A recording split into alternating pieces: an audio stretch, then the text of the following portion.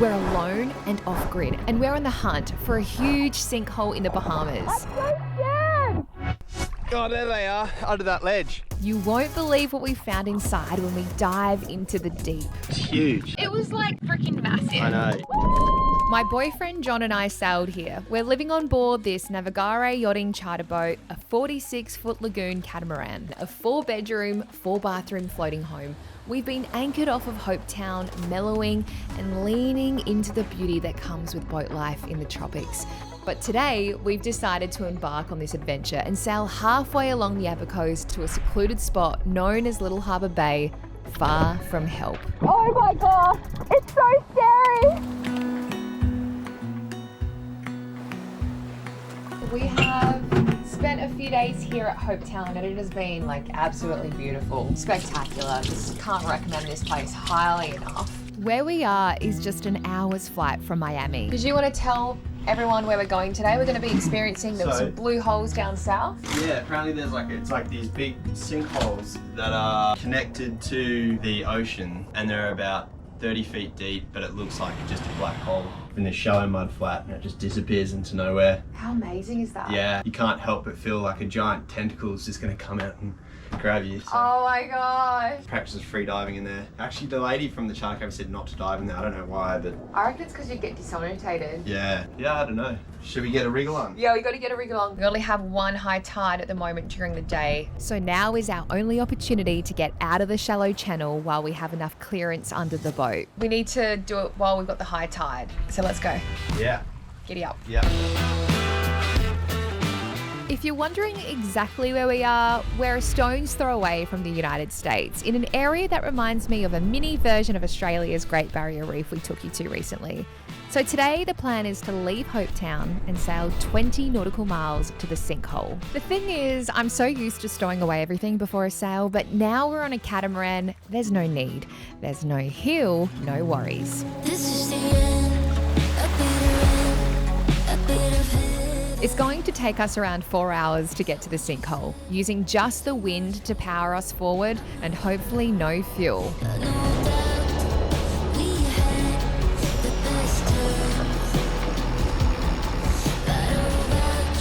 But while putting up the sails... Oh my god. Oh, what? Where did that come from? We forgot about the deluge the day before. Oh my gosh, look how much rain there is! It's crazy! Look at it! Oh my god! Oh my gosh! That is so much water! With a makeshift waterfall, we pulled the reef lines through while dodging the shallow banks and continuing to hoist the mainsail. So you win. And so, in 10 knots of true wind on board Chips All In, we were sailing almost half the wind speed, 4.5 knots. How much water came out of those sails? I know! It's like Chips All In had a little wee. Oh my gosh! Now, the thing about this blue hole we're sailing to is once we arrive, it's not going to be easy to find or get to. It's nestled in amongst shallow waters, home to hundreds of turtles, and it's rocky in parts. I should tell you too, we're also on the hunt for a bloke named Pete, the king of Little Harbour Bay. What's your name? I'm Peter. You're the Pete? I'm the thief. Are you serious? Pete was allegedly brought up in nearby caves, and so we have 2 important quests to complete. But first, we have to navigate our way there. So as we're sailing, I've just made ourselves a tea with some ice. I thought you guys might like to know how we're getting around here. Oh my gosh, it is so swelly towards this Atlantic side. But in order for us to get around, we really need to know how deep the water is. And to do that, we use a couple of tools. Oh my gosh, it's so swelly. Oh God. And so armed with iced teas and tuna crouton salads, I make my way to the top deck. Oh wow, that looks amazing. The helm. Thank you. For some serious conversation with John. This is definitely the Whitsundays of the Americas. If you live in America, this is the place you want to go to, right? Yeah, very nice sailing. Before getting back on track with the navigation chat. So what navigation equipment are you using, John? My trusty Navionics. Works all over the world. You just got to buy the subscription for the area that you're in, and away you go. The one on the chart plotter is good. It's the same software. I just like to have a backup, and I can just play with it easier without having to get up and touch the screen. You can just like check depths and... What would happen if you didn't have a chart? You wouldn't last long. There are so many sandbars everywhere that you really need to have charts. It's shallow through here. Yeah, a lot of sandbars. It's very shallow everywhere. That's why there's so many catamarans around. What did you think about the nightlife last night in Hopetown? It was great. They had a karaoke at the Captain Jack's It was restaurant. crazy. Did you film that guy who was rapping? No. Oh damn, he was so good. The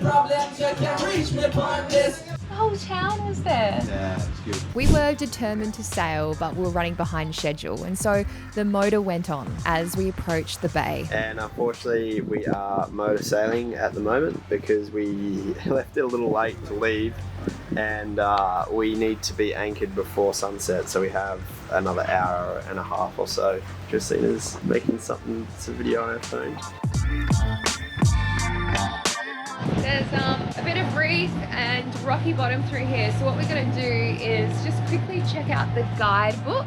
If we open it up, it has everything we need. This is like a Bible for the Abacos by Little Harbour 122 here. So Little Harbour, it tells you everything about Little Harbour. We're almost there, so I'm going to quickly race up. John and I will have a quick brief. Okay, so it says approach Little Harbour from the north on a heading of 186. We're at 190, so that's pretty close. Unfortunately, we missed the high tide on arrival, and so we anchored just off the bay. We had nowhere else to go. Just made some dinner, watching this beautiful sunset. We don't really have any plans for tomorrow. So we hashed some out over dinner. I just checked the weather. So tomorrow, when we're going to see the blue holes, is heavy rain for like 3 hours. So we might get a small window for the first few hours of the day in the morning, and then that's it. And it's going to rain until midday or 1 o'clock. I'm in the spotlight, night until midnight. The next morning, on cue, the shoulder season showers set in. We are gonna absolutely cop it. This is such a good time to make breakfast. Really scared of heights. I used to spend time with all my friends, but Had the worst luck with eggs this trip. Not enough oil. Oh no. Oh no! Guess that one's mine. Oh, Everything's moving around. sure. It's overcast, and so we're worried that we're not really gonna do it justice. The wind's so light and variable, it's hard to know which way they're moving. I reckon we give it 20 minutes. If it doesn't clear up, we just go anyway. Just go and have a look. Okay. Regardless of what it looks like on camera, I want to go see. All right, play hole it is. We've got a break in the weather, we got to go. Do you want your wetty? You've got your bottoms on already? Do you need anything else? Have you got everything? So we found a little break in the weather, so we're gonna go check out this blue hole. It's low tide, it's really shallow to get in, so that's gonna be an interesting exercise with the tender. Is it a blue hole or a black hole? And so we put the davits down, the dive gear in the tender. We've come prepared with weight belts. Heavy, huh? Tender just went down 1/2 meter. The human body is less dense compared to water, so a weight belt reduces our buoyancy, allowing us to dive deeper into the blue hole. It's actually quite far away from where we're anchored, so we're gonna probably use quite a bit of fuel to get there. How much fuel do we have? It's getting low, but I think we'll be alright. How good is that? The storm's gone through. Now, remember how I said getting to the sinkhole was going to be a mission? The turtles, the shallow waters, the rocks. We've just had to lift the outboard up to give us a little bit more room under the motor. Well, this was a 3 kilometre or almost 2 mile Oh wow, John, that's like actual reef underneath us. hazard deterring hike. Whoa, it's getting tall. Hey, John. One of my favourite sayings is, it's not about the destination, but the journey. And this right here, it's team building. I'm on reef watch. Just steer me to the deepest part. Like as in with my hand, like this. Yeah, just steer me. We're at the halfway mark. Just slow down a bit, John. You can't slow down. It's fine. she. In a foot of water, the outboard is back out and the oars have been deployed. I don't think we've ever used these before. Have we? Yeah, we have. Have we? Yeah. When? With our boat. I don't ever remember using the paddles ever on Really? our boat, ever. When did we ever use them? Probably because I paddled. Can we tell everyone the situation here right now? We're the only ones in the bay. No one else is here, right? No. There we go. You can see our boat all the way over here. So we're just gonna go around that bend over there. I'm so glad we brought sunscreen with us. I feel like it's going to be a really long day. I actually feel like it's deeper now. Oh yeah, it is. It's way deeper. Plenty deep. It's quite romantic. But as the shallow waters torment us, our final and last idea was implemented: the booties and some muscle. So we've got to go all the way around the back of that and then in there. We can cut straight across. You might be better to tow us. Yeah, grab the line and just pull. It's core creating. Literally, my non-existent abs are flexing. When people ask how do you stay fit when living on a boat, I feel like one of those world's strongest men. This tremendous leg drive. And they tie those things up around their waist and you're like, whoa! Smooth, efficient movement. P.S. John used to fly this plane, an ATR. I feel like one of those guys. Until John came up with a genius idea. Chivalry is not dead. So we're going to try and see if my booties fit John. He insisted on seeing if the booties stretched. I'm like a 11 or a 12. Christina's like a 6. So I reckon if I curl my toes up. I don't think that's going to work. Yeah, we'll give it a go. Don't break them. Oh my God. Oh yeah. No. Oh yeah. Are you joking? Yeah. Are you sure? I'm sure. Oh my gosh, yes. Oh my gosh. La-dee-dee, la-dee-da. God, you wouldn't want to try and get out of here in a hurry. Like in an emergency. Yeah. I'm so excited to see it. There's another one over there, and then another one a few miles. Oh, it's getting really soft and swampy. Oh, gross. Oh my God. Oh, It's just there. Keep going, keep going. pretty good. This will be our first blue hole that looks more like a black hole that will vanish and disappear into.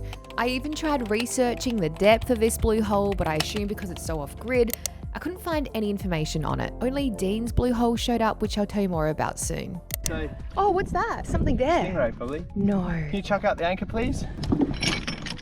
So we just arrived at the first blue hole. There's another one over there somewhere.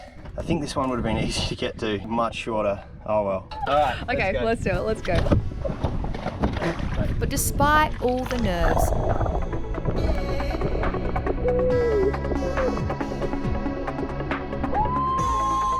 I hold my breath I'm so scared! There's so many fish! It's so scary! and descend.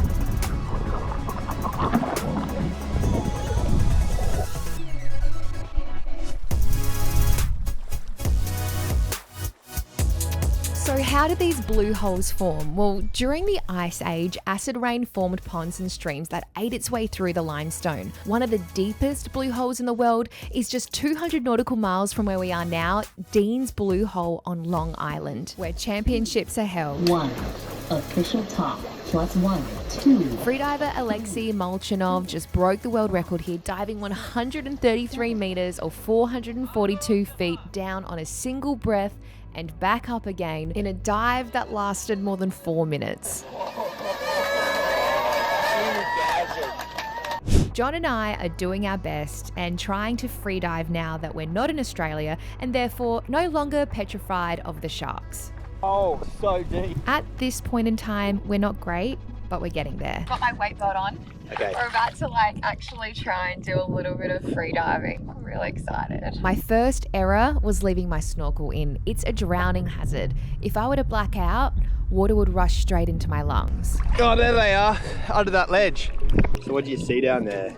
Oh my gosh, the biggest crayfish. It was like the size of a small baby. It's huge. It was like, I Do you had reckon never seen bigger? anything like that. it was like freaking massive. I know. Huge lobsters, several of them, the biggest I have ever seen, and just sitting there, staring at me. Without a care in the world, their wisdom and their ease trumps me and my nerves as I delve, dive down, and dabble in their territory, their home.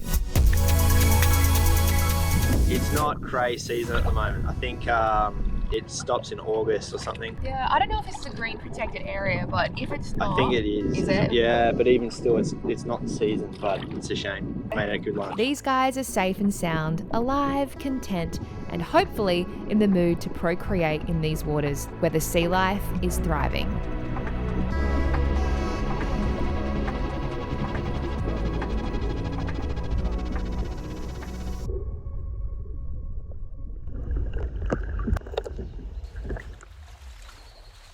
You know, when I first went in there, I screamed and guzzled like a whole heap of water. I was like, John! I'm so scared! I was flipping out. How are these mangroves? See, if you're in Australia right now, there'd be crocodiles over there. Oh my gosh, there so would be. Hopefully we got enough tide to get back. So clearly, John and I are keen to learn more about freediving, and we love the Bahamas so much that we're considering now partnering with a freediving instructor to run courses from a catamaran for a week of combined sailing and freediving. So if you'd like to join us, we'd love to hear from you. Email us or leave a comment below, and if we get enough interest, we'll get to work on making this happen. We're just leaving now. It's like 2 or 3 hours after low tide, so we're hoping we've got enough water to get out without having to walk about a mile across the mudflat, so see how that goes. And so our first mission has been accomplished. Now it's time to find Pete, the king of Little Harbour Bay, where there's the coolest pub in town.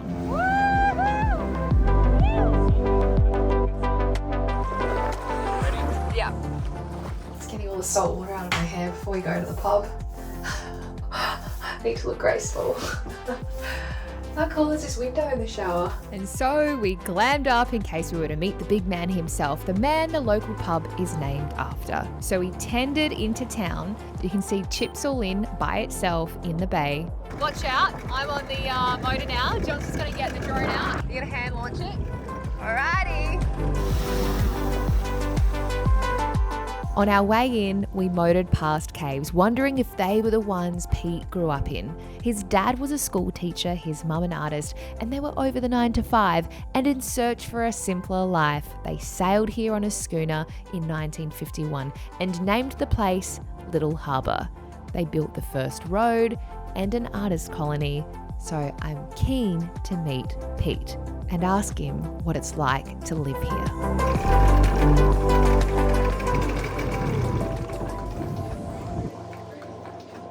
Amazing, we've arrived, finally. I don't know about you, but it is really warm, like it's burning hot, roasting sun.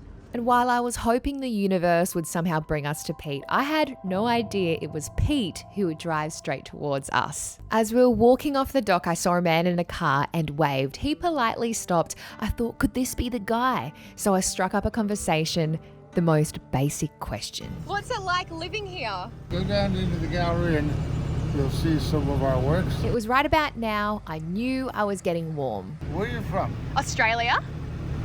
So I asked the question. What's your name? I'm Peter. You're Pete.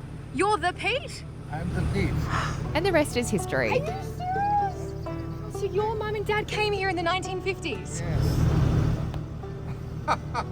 Pete, you're gonna make me cry. How did we find you? Pete happened to be on his way to the marina to meet friends. Oh, hey Pete, nice to meet you. Oh. And so he was kind of in a rush. Can I ask you what it's like to live here? One question. One question, okay. What's it like to live here? But if you go into the gallery, there's some literature, some books, and you'll get a feel of what it's like. See you, Pete. And so we were off to find the gallery, walking down the very road his family built.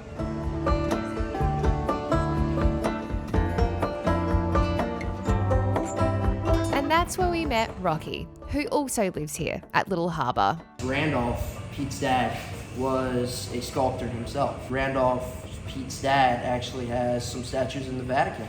And, you know, it's been a long family tradition with Pete because his dad did it, Pete did it, and he's still doing it, and now his son does it. Meanwhile, John was getting lost down at Pete's pub. So this is like the seaside of Pete's. Little walk up here. Some more of Pete's art. Look at that. Amazing. Pretty windy out there today. Can you only imagine what it would be like to live here? Pete's sail in the background, he's got his Jeanneau going. The whole place feels like a movie set to me. I just cannot believe that of all the people here, we actually bumped into Pete. I had this feeling like when I saw his car. Like that's got to be Pete. Either that or everyone on the island's called Pete. No, I asked him if he was the Pete, and he said he was the Pete. And he had a little bit of like attitude. One question. One question, okay. So you know that he's the real Pete. By this point, we'd worked up quite the appetite.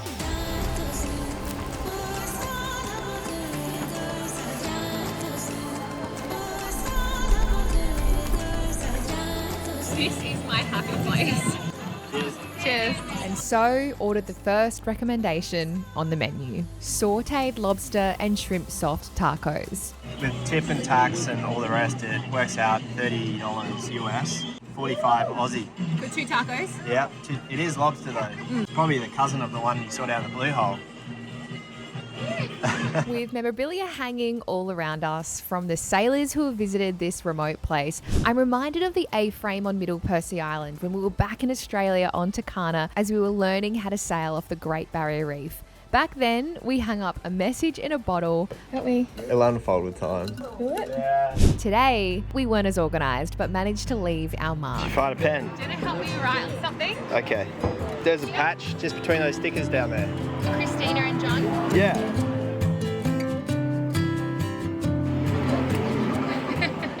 So our Navigare yacht that's brought us here is part of a fleet of more than 350 boats in 12 destinations globally. Last year we sailed Greece on a Navigare charter and you guys loved the series, and so we've scored you a new discount code which is valid on top of any other promotion you find. Navigare Yachting has given us a $200 discount code for you guys if you just use the code Kristina's Travels. Make sure if you book, send us an email. I'll leave our details below and John and I will send you our Naviotic pin so you can explore all the places that we've taken you on in this series. So happy. We nailed the weather today. So good. Oh my gosh. We're literally in paradise. I don't want to leave.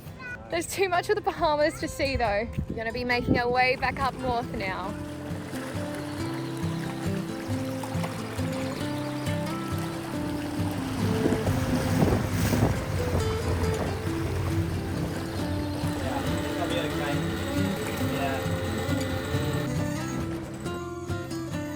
Okay, so what's the plan?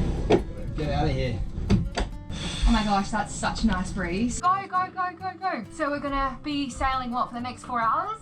Yeah. So for the next 4 hours, we're going to be sailing our way back towards Marsh Harbour. When we're on board, John and I really try and work as a team. So he's going to be taking the reins upstairs behind the controls. How blue is the water? And I'm going to be getting to my office and I'm going to be editing. I've got 4 hours. I'm a little late on my latest episode. We obviously like putting our videos out on a Sunday, but you may notice every now and then it just doesn't happen. And that's because of things like today unfolding. We've been filming and exploring the Bahamas. So make sure you check sometimes on a Monday. Sometimes we also skip a week just because it gets so hectic and there's just obviously so much going on. And John and I are really conscious about burnout and trying to make sure that we enjoy this experience the best we can while also delivering like the best journey that we can and feeling happy and excited and authentic experience, but also sharing it with you guys. So I'm sorry if we're ever late on our videos, so make sure you check in. If you do want to be updated whenever we post a video though, if you just hit the bell on the subscribe button, that will actually alert you for when we put out our episodes. So make sure you hit that bell because yeah, sometimes it just, life gets in the way and this is reality. This is our life now. Like, you know, obviously we're traveling and editing and enjoying all these incredible experiences for the next year. As you know, we travel to new destinations, and obviously that means that sometimes we're not in the comfort of our own home in front of a big screen computer. I'm like literally working right here on like a little stall in my little makeshift office. So I'm gonna plonk my butt down here and I'm gonna be editing for the next 4 hours. So join me, and every now and then I'll head upstairs and I'll see how John's going with the sails. I think we're going to have a really beautiful sail, to have some really lovely winds. I can see some white caps on the waves, so that means that the winds are around 15 knots or above. So yeah, some pretty epic sailing conditions. Bye, little harbour. You'll always be forever in my memories. I don't know if anything's going to be able to top that.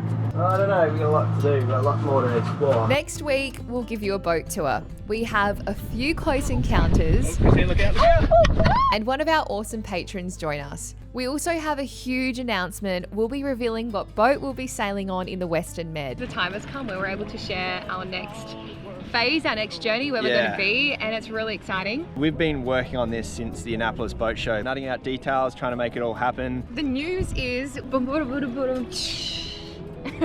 We'll be sailing Hang on, the I just stopped you just for a second. It's a glamorous life. boat life. We're here in Europe right now, filming for the summer, and we can't wait to bring you along with us in just 2 weeks' time on board a